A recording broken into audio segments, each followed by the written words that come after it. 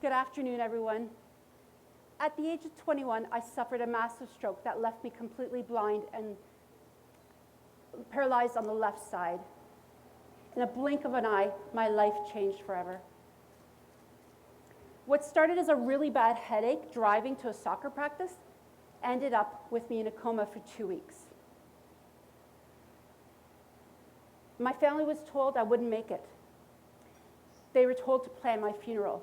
I even had my last rites read to me. The scary thing is, you can hear everything going on around you when you're in a coma. I heard people crying, begging me to wake up, telling me that they love me.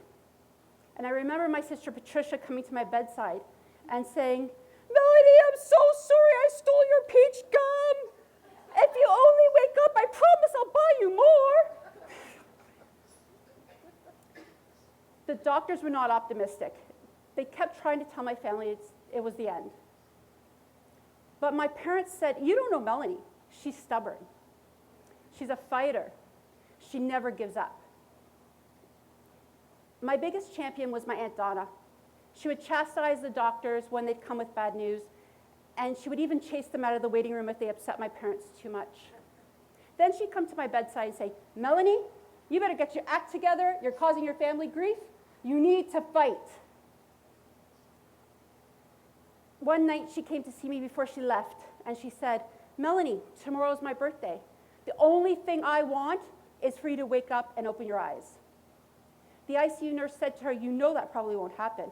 And my aunt said, "You wait and see." Sure enough, the next day she's by my side again. "Melanie, it's my birthday. I'm here for my gift." But what she didn't know was happening to me. I was dreaming, and I was dreaming of this big oak tree, and on that oak tree was a big branch, and sitting on the branch was my uncle and my grandfather, both who had passed away.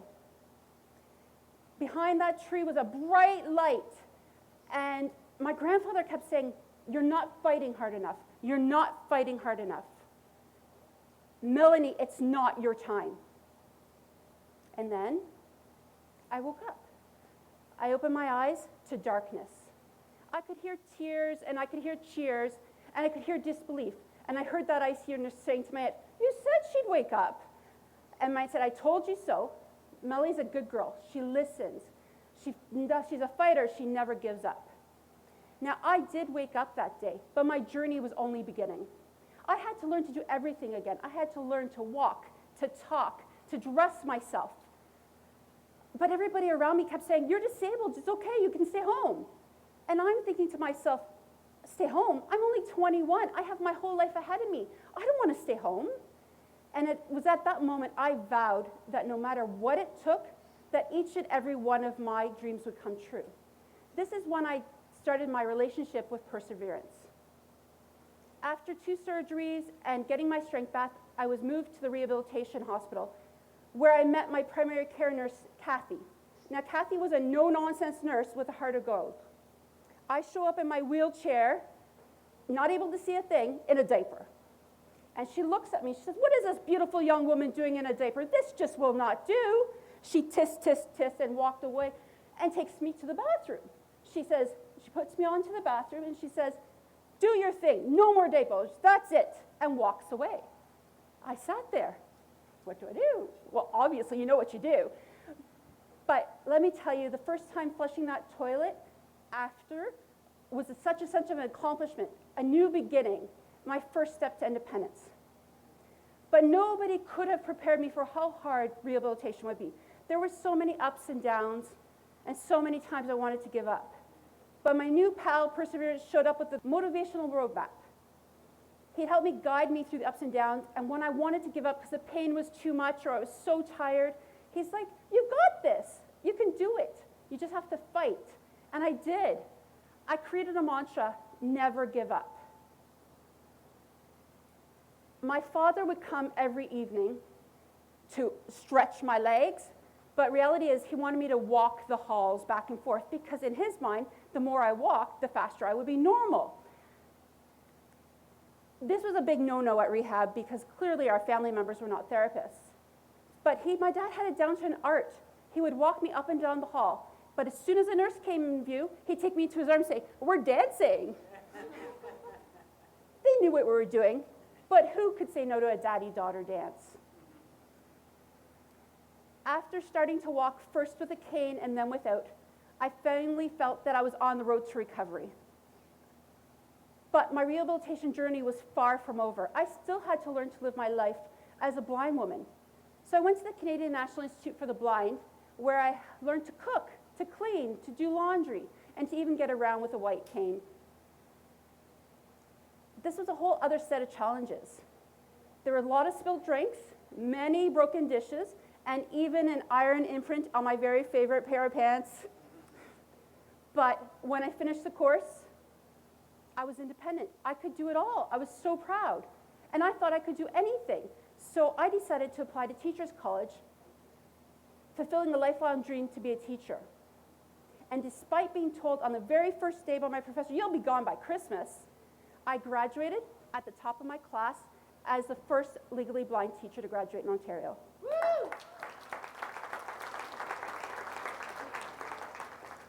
I was so proud. I thought, my dreams are finally coming true. And then nobody would hire me because of my disability. I was heartbroken, and I was faced with a choice. Do I fight or give up? It would have been so easy to give up. But my good pal Perseverance showed up again with that roadmap. But instead of taking me down the same route, he took me on a detour where I was able to use my teaching skills to help others. This is when I started my charity, Connect for Life, and my radio station, Voices for Ability. We help individuals with disabilities access education and training programs to help them learn the skills they need to be independent, achieve their goals, and reach their dreams. I'm proud to say over the last 5 years, we've helped hundreds of people achieve those dreams. And I share one piece of advice with every one of them. It's this: no success comes without effort. And when you finally achieve success, you owe it to perseverance. Now, I know many of you may never have a stroke, and I hope that you don't. But I do know that each and every one of you here will face unforeseen change in your life, whether it's your health, your personal life, perhaps a breakup of a relationship, a death in the family, or your professional life, a loss of a job, change in career. What will you do? How will you handle it? I was only 21 when I had my stroke, so I had no choice but to fight. I had too much more to do. But if you choose to fight, and I hope that you do, I'll share my secret to my success. It's simple, one word: perseverance. My relationship with perseverance helped me get through good times and bad, and proved to me that anything is possible when you put your mind to it. I'd like to leave you with one final thought today. Before my stroke, I'm embarrassed to say, when I saw people with disabilities, I was afraid of them. I saw them as broken and as weak. But what I've learned from my experience is that every human being deserves to be seen for their beauty, their strength, and for their abilities.